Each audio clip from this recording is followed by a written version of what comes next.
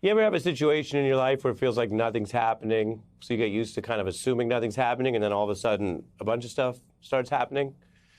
That's kind of how covering the fallout from Donald Trump's obvious, kind of publicly admitted coup efforts has been. It was a long time of nothing, and then lately there's been a lot. So much now that people are kind of saying, oh, they're used to there being so much happening, or gosh, okay, this is the new norm.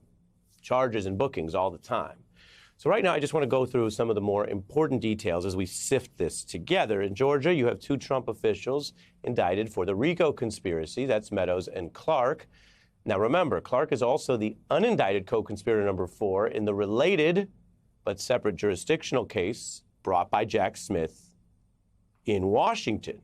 Indicted for, I should say not indicted, but identified for using the DOJ to open a sham election crime investigation and influence state legislators with knowingly false claims of election fraud. Now, I emphasize there that he is unindicted because you see what's written out and you see what's happening in Georgia. He is someone who was in the Trump administration at a high level, had one-on-one and group meetings with Trump in those final days, but he has not been indicted federally, let alone convicted. Which brings us to what I want to show you tonight. Only one Trump official has actually been convicted who was serving during these coup efforts, and that is the White House veteran Peter Navarro for defying the January 6th probe. The penalty carries a $100,000 fine and up to a year in prison. This whole saga began when he refused to comply with a subpoena from the January 6th committee, which only reached him after he sort of got on their radar after discussing his efforts to overthrow the election right here on MSNBC.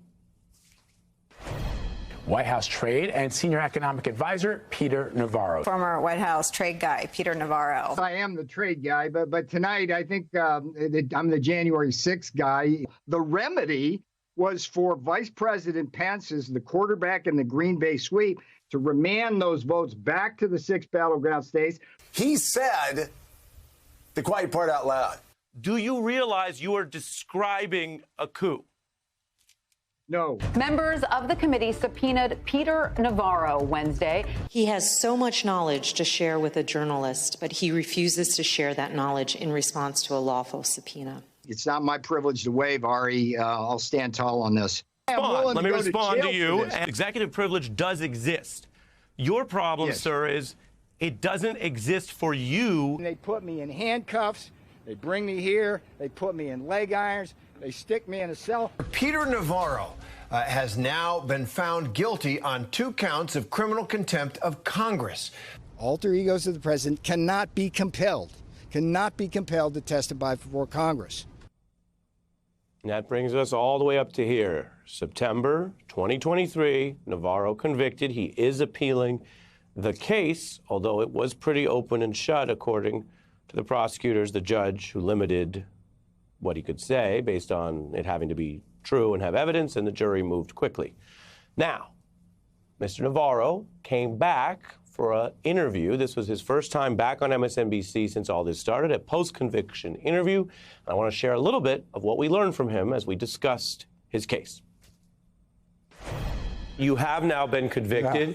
Have you learned anything? Yeah. Would you do anything differently? For better or for worse, I'm going to be a figure in history in a landmark Supreme Court case. That sounds a bit like that goes back to George Washington. It sounds a bit like a note. Do you now see that it can be a crime to try to overturn lawful final votes in this country? Let's just stay with my case. I was charged with failing to comply with a congressional subpoena. If I went in and selectively invoked the Fifth or privilege, I would have forfeited my right to absolute testimonial immunity. But over 1,000 witnesses did cooperate, Peter.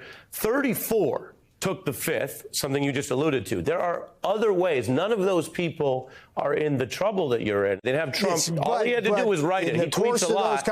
He posts a lot. He never wrote, I give Navarro privilege. Slow down. How much did he help pay for your legal fees, Donald Trump? About $300,000. My legal fees are well in excess of $6. Do you think Trump can beat this case in Washington against Jack Smith? No, I don't.